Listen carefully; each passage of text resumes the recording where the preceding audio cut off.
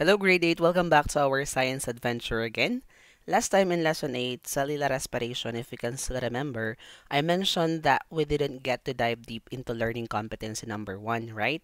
And I know that some of you were secretly happy about that, but sorry, science never forgets. So, in this special episode, we're going to make things clearer, more connected, especially how the water cycle, the carbon cycle, and oxygen cycle all linked up with photosynthesis and cellular respiration.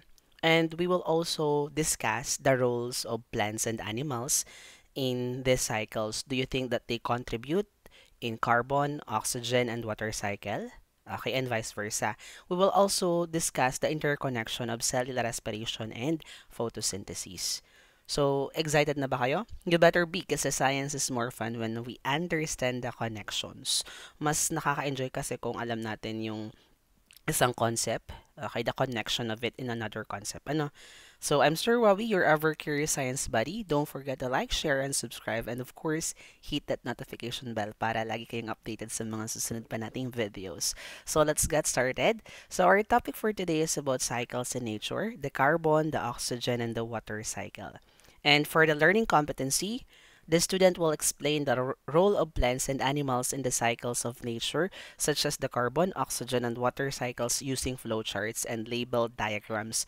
So in this discussion, it's not a normal discussion because we will use flowcharts and diagrams to really discuss, okay, or what do you call this?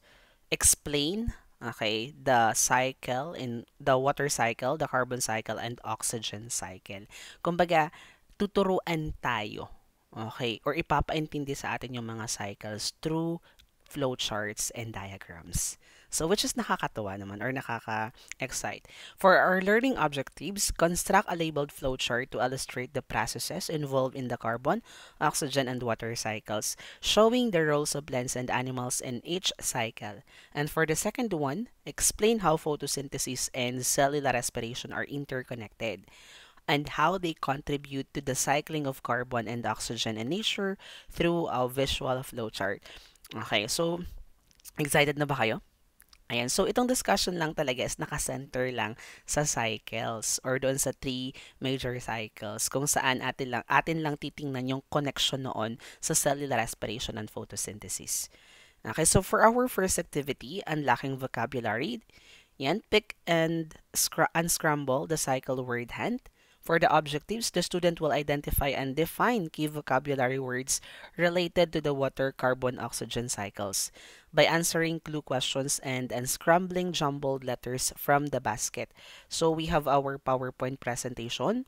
For the instructions, the teacher will provide a clue card from the basket. It will give a trivia question or hint about a science word. So, meron tayong basket. And dun sa basket natin may mga unscrambled letters. And then, meron ding hint or clue. Okay, a trivia statement. And through that, you will guess or you will unscramble the words if you correctly answer the trivia. Ano? So, second, find the jumbled letters that match your clue and unscramble them to reveal the correct vocabulary word. For the third one, write your final answer on your answer sheet or briefly define or explain the word based on the clue. So, nasa diskarte na din ng teacher kung paano sasagot yung bata, whether oral or written. So, kayo na din po yung mag-instruct kung paano nyo ito i-handle. So, are you ready for our first word? Okay, so this is the first word. I move around Earth through evaporation, condensation, and precipitation. You drink me, plants absorb me, and I never run out. What am I? Okay, so what do you think is the correct answer for this trivia? Okay, you can unscramble the letters in the basket. Okay, correct. It's water. For the second word, okay, so I am found in your body, the air, and even your food. I cycle through earth and help build all living things. What am I? Okay, so it can be found in our body. Okay, so ano kaya yun? Okay, correct. It's carbon. Okay, so for the next word, you can see me, but you breathe me in every second. Plants release me during photosynthesis. What am I? Yung hinihinga natin. Ano kaya yun? Correct. It's oxygen. Ayan. So, for the next word, ayan. I stay in one place, but I make food from sunlight, water, and air. I help clean the air and give off oxygen. What am I? The one or the organism that give off oxygen. Correct. It's plants. Okay. And for the last word, so I move around, eat food for energy, and breathe out carbon dioxide. I play an important part in nature cycles. What am I? So dun pa lang sa clue word, eat food for energy. What's that? Correct. It's animals. Okay, so hopefully medyo na-refresh tayo or na-energize. And those words are connected to our discussion today. The animals, the plants, carbon, oxygen, and water. Okay, so for our second activity, shape the cycle illustrating nature's flow. For our objectives, the student will illustrate the water, carbon, or oxygen cycle using provided shapes and correctly label each part to show the flow of matter in nature. So this is not a normal activity kasi nga dito po ang mga bata gagamit po sila ng mga shapes, okay, to illustrate the cycles, the water cycle, the carbon cycle, and um, the oxygen cycle. Actually, itong activity na to, ginawa ko nung ako nag-apply ng Reclass. Nag-demo ako for teacher to application. Start na po kasi yung reclassification dito sa amin. So, yun po yung ginamit kong activity. Okay. So, for instructions, each word will receive an envelope containing different shapes. So, bawat group, actually 3 groups lang kasi water, carbon, and oxygen. So, yung 3 groups na yun, makaka-receive sila ng envelope containing different shapes. Okay, may mga shapes, iba't ibang shapes doon. And then, for the second instruction, use your creativity and science knowledge to arrange these shapes into flowchart that shows the water, carbon, and oxygen cycle. For the third one, you will label the shapes based on what you think they represent. You can draw extra things like trees, mountains, or land if you want. Pwede namang mag-drawing ng extra if you want, but focus on using the given shapes as the main parts of the cycle. But you have to make sure na naka-focus or naka-highlight yung paggamit ng shapes na nakalagay dun sa envelope. And for the last instruction, answer the guide question provided and justify why you use those shapes to represent each part. So pagkagawa natin ng ating illustration, ng mga shapes na arrange na natin, okay, of course, may sasagutan tayong guide questions. And of course, while presenting the activity, you have to justify why you use that shape to represent that particular part. For example, a clouds, you use circle. Okay, you have to justify that. Okay, kailangan i-explain bakit yun po yung ginamit ko for that particular part. Okay? So, are you ready? Ayan. So, for group 1, ito yung mga marireceive nilang shapes. May 2 circle na white, 3 circle na what do you call this? Block. Okay, and then, meron silang arrow na yellow, arrow na red, arrow na blue.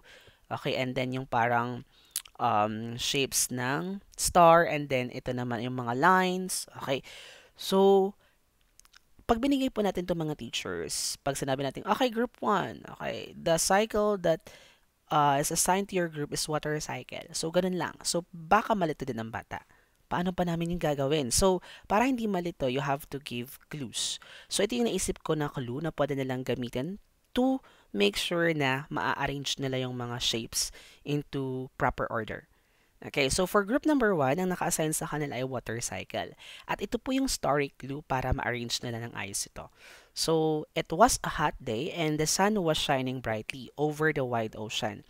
The water began to disappear into the air like magic. Though it wasn't a magic, it was evaporation. High above, tiny drops gathered together and form white, fluffy clouds. As more water vapor rose, the clouds grew darker and heavier. Soon, rain began to pour down, returning the water to rivers, lakes, and oceans. And just like that, the journey of water droplet continued over and over again. So, meron tayong clue words for students like evaporation, the clouds, the rain, the sun, the ocean. Okay, so through this story clue, ma-arrange ng mga bata yung mga shapes. Okay, at makakapaggawa sila ng flowcharts using shapes. Napaka-ano naman kasi napaka-common na yung magpapadrawing tayo, 'di ba? So, maiba naman. Next. For group number 2, ito naman yung mga shapes na marireceive nila at ang naka-assign sa kanila na cycle ay carbon cycle. So ito yung story clue para sa kanila. In a peaceful forest, green plants absorb carbon dioxide from the air to make their food. With the help of the sun, a hungry deer came by and munched on the leaves, taking in some of that stored carbon. Later, the deer breathed out carbon dioxide into the air. In another part of the land, a car engine roared to life, releasing more carbon dioxide into the sky. Underground, the remains of ancient plants and animals were still hiding as fossil fuels, waiting to be burned someday, sending the stored carbon back into the air. So for the clue words for students, we have plants, animals breathing out carbon dioxide, burning fuel, the sun, the carbon that travels. Okay, so hopefully naman ma-ice or magawa ng mga bata natin and magagawa yan. For group number 3, ito naman yung naka-assign ng mga shapes sa kanila. At ang naka-assign sa kanila na cycle ay oxygen cycle. So for the story clue, every morning the sun rose and helped plants wake up and make food. As they did, they gave off a gas, oxygen. That oxygen filled the air and traveled to a boy hiking in the forest, who breathed it in deeply. Inside his body, the oxygen helped him move and run by giving his cells energy. In return, the boy exhaled carbon dioxide, which plants would later use to make more food. And so, the air stayed balanced as oxygen and carbon dioxide move in and out of living things. So, for the clue words for students, we have the sun, the plants, oxygen, animals, the breathing, okay, the carbon dioxide, and then the word cycle. Hopefully, so magagawa yan ng ating mga bata. So, for example, nabigyan nyo sila ng enough time, let's say, 10 minutes. Okay, 10 minutes. Kasi may guide question pa kasi silang sasagutan eh. Ano? So here, okay, ito na po yung ating expected illustration for group number 1. Sana po ito yung magawa ng group number 1. Okay. So, yung sun, nagawa nila yung shapes, yung arrow down na yellow, yun yung ating heat, yung straight line, yun yung ocean, yung red arrows, water evaporates, yung white clouds, yung white circle, yung ating black circle is yung heavy clouds, then the condensation. Yung blue naman na arrow is yun yung rain. Okay, precipitation. So hopefully magawa ng mga bata. So expected, let's say, nagawa na ng mga bata yan. Na-explain na nila yung mga shapes kung bakit ganun yung ginamit nila. So ito yung sasagutan nilang guide question. So how do plants get water from the water cycle to use in photosynthesis? So expected answer natin, through rain or absorption from the soil. Pero pwede rin namang ibang sagot. Okay, baka may ibang sagot yung mga bata or pero yung content or the thought dapat ganun din So next, what role does the sun play in both the water cycle and photosynthesis? It makes water evaporate and gives energy to plants. Yun lang naman yung role ng plants in water cycle. It helps to water to evaporate. Without it, hindi naman talaga mag-evaporate yung ating water. Okay, so next, how does water move through living things and return to the environment? So, in plants and animals, okay, they use water, then release it by breathing, sweating, or dying. So, ang daming ways kung papaano marirelease ng plants and animals ang water. Okay, so sweating or even dying. Okay, next. So, ito naman yung expected output sa carbon cycle. Okay, kung makikita ba or mapapansin natin, yung parang story, yung mga box na magkapatong, yun yung factories. Yung ating rectangle na brown, yun yung ground. Okay, so hopefully magawa to ng mga bata. Okay, ang ganda kasi tingnan din. At ito din yung ating guide questions. I-explain din natin ito mga ma'am and sir kung paano yan. Ayan, so how do plants use carbon dioxide in photosynthesis? Ayan, so they take in carbon dioxide to make food. How do animals return carbon dioxide to the atmosphere through cellular respiration? Okay, animals breathe out carbon dioxide. Okay, and then what happens to carbon when plants and animals die? Okay, it goes into the soil or becomes fossil fuels after a long time. But take note mga pag namamatay ang mga plants and animals, okay, so though may process, okay, naging nafa-fossilize sila, okay, pero yung pag-convert nila sa fossil fuels agad-agad, hindi nangyayari overnight. It takes thousands of years bago convert into fossil fuels. Next. Ito naman yung ating expected output for oxygen cycle. And then this is the guide question for them. How is oxygen produced during photosynthesis? Of course, plants make oxygen when they make food. Okay. And for number 2, how do animals and humans use oxygen in cellular respiration? They use oxygen to get energy from food. And then the last question, how do photosynthesis and respiration keep the oxygen and carbon dioxide level balanced? Plants give off oxygen, okay? And animals use it and give the carbon dioxide. Okay, so hopefully naman ay masagutan agad-agad natin ano or yan. So ito lang po yung ating interconnection. Photosynthesis and cellular respiration are interconnected processes. Okay, so in photosynthesis, okay, naglalabas sila ng oxygen. Nagre-release ng oxygen ang plants, which is needed po sa cellular respiration. Kasi pag walang oxygen sa cellular respiration, the Krebs cycle and electron transport chain will not occur or hindi talaga mangyayari yung second stage, okay, doon sa ating cellular respiration pag walang oxygen. And in return naman, okay, ang ating cellular respiration nag-release ng carbon dioxide na gagamitin naman ng photosynthesis. They are interconnected process. Okay, so balikan natin yung ating water cycle here. Ayan, so let's start with water cycle. So here in our illustration, as you can see, water moves around Earth through evaporation, the red arrows. And then it condensate. The next process is condensation. And then the last one is precipitation. Okay, but wait, what does this have to do with photosynthesis and cellular respiration? Ano yung connection ng water cycle? Okay, sa photosynthesis and cellular respiration. So, well, plants need water, di ba? Plants need water to do photosynthesis. It's like the fuel for making food. As you can remember, in the first stage of photosynthesis, the light-dependent reactions, nandoon po yung ating raw materials na kailangan ng plant. The sunlight, the water. Okay, and after the light-dependent, doon na nga nakaka-release ng oxygen. Okay, so pag wala yung water, kulang yung raw materials. Ibig sabihin, hindi matutuloy yung process. Okay? And then, during cellular respiration, opposite happens. One of the products is water. So sa photosynthesis and cellular respiration magkaiba. Ang water ginagamit sa photosynthesis as raw materials. Pero sa cellular respiration, okay, product siya. Okay, di ba? Doon sa ating electron transport chain, aside from ATP or the 38 ATP, merong water na napuproduce after the process. If you can still remember yung ating diagram na ginawa sa lesson 8. Ayan. So, next. Ayan. What about carbon cycle? So, for carbon cycle, carbon is found in the air as carbon dioxide. And that's the exact gas plants love to absorb during photosynthesis. Okay. And they use it to make glucose. Ayan, so yung ating carbon dioxide na i-convert ng plants into glucose. Which is basically the food of the plants. Okay, so then when plants or animals do cellular respiration, that same carbon is released back into the air. Okay, as carbon dioxide. So basically, inhale carbon to make food, exhale carbon when using it It's a nature's version of recycle, reduce, and reuse. Kung mapapansin natin. Okay? So, hindi lang naman yung animals din natin yung pinaka-main source ng carbon.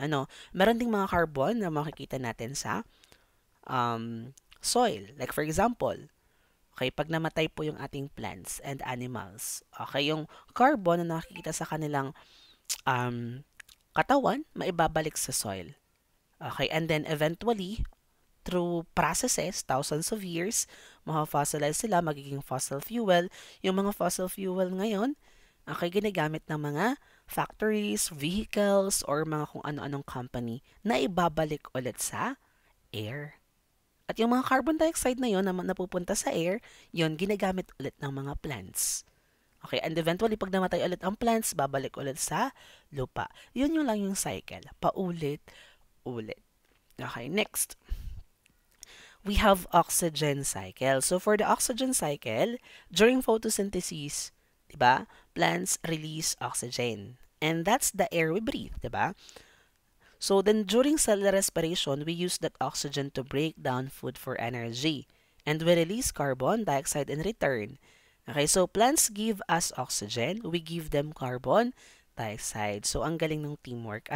So dito sa ating oxygen cycle, makikita naman natin kung papaano gumagalaw yung oxygen. Yung oxygen, i-release ng plant.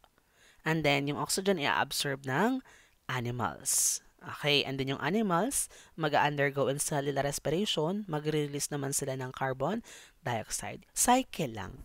Paulit-ulit na cycle. Okay, which is nature. At mga anak, tandaan natin na yung mga energy, hindi yan nawawala. Okay, hindi yan nagdi-disappear. Okay, it's a process. Yung oxygen, yung carbon, yung water, nandyan lang, nagfo-flow. It's a cycle. They do not disappear. Akala natin pag ininom mo yung water, nag-disappear na. No. Ilalabas ulit natin yan in the form of sweat, or etc. Pag nag-inhale tayo ng oxygen, okay, hindi yun magstay sa atin forever. Okay, it's a process. Okay, so hopefully you learned something for today. Kahit naman papaano. Ayan, so this is the simple illustration. Water from the cycle is used in photosynthesis and released again during cellular respiration. Carbon dioxide from the atmosphere is used in photosynthesis to make glucose, which is then broken down in cellular respiration to release carbon dioxide back into the atmosphere. And then oxygen produced during photosynthesis is used in cellular respiration, which in turn releases carbon dioxide for plants to use. Okay. So hopefully, ayan, namit na natin ang learning competency number 1. Thank you so much everyone for listening. I hope naman natutunan tayo kahit papaano. Medyo maingay lang talaga dito sa amin. Ayan po. And thank you so much and goodbye.